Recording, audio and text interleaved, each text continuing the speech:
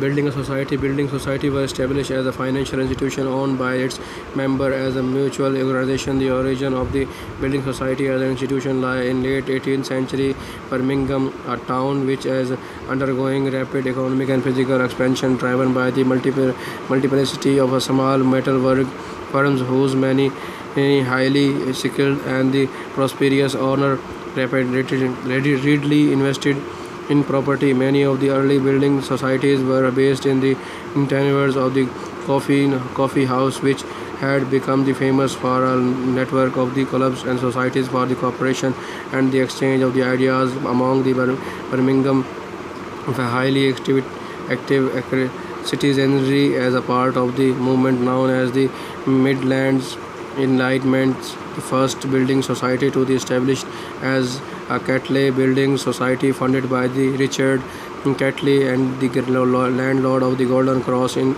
1775. Members of the Catley Society paid a monthly subscription to a central pool of the funds which was used to finance the building of houses for members, which in turn acted as a collateral to attract further funding in the society, enabling further construction. The first outside the English Midland was established in Leeds in the 1785. Mutual saving banks. A page with a pre-printed table. It has handwritten entries showing amounts of the deposit, of the withdrawal, and the balance. Each entry has a post office date stamps, a customer deposit book for a post office saving accounts. Mutual saving banks also emerged at that time as a financial institution chartered by ground without capital stock and owned by its members who subscribe to a common fund. The institution most frequently identified as the first modern saving banks as the Saving and Friendly Society organized by the Reverend and Henry Duncan in 1810 in the Rothwell, Scotland. Reed Duncan established the small banks in order to encourage his working class congregation to develop the thrift and other precursors to the modern saving banks originate in journal with the Franz Hermann Scrolls Delitzsch and the Friedrich William Raffeson, who developed the cooperative banking model that led on to the credit union movement. The traditional banks had viewed poor and rural communities as unbankable because of very small seasonal flows of cash and very limited human resources. In the history of the credit union of the concept of the cooperative banks spread through the northern Europe and on to the US at the return of the 20th century under a wide range of the different names.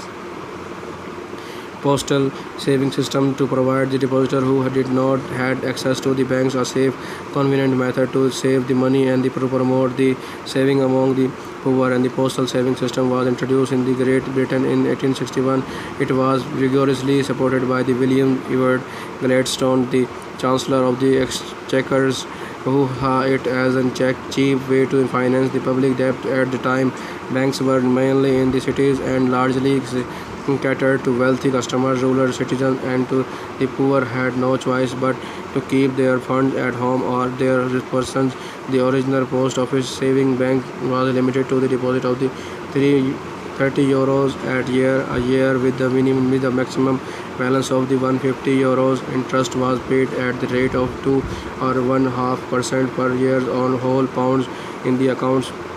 Similar institutions were created in a number of the different countries in Europe and North America. One example was in 1881, the Dutch government created the Rajposter Speyer Bank, State Post Saving Banks, a postal saving system to encourage the workers to start saving for decades. Later that they added the post check and the Guardonist service, allowing working families to make payments via post offices in the Netherlands.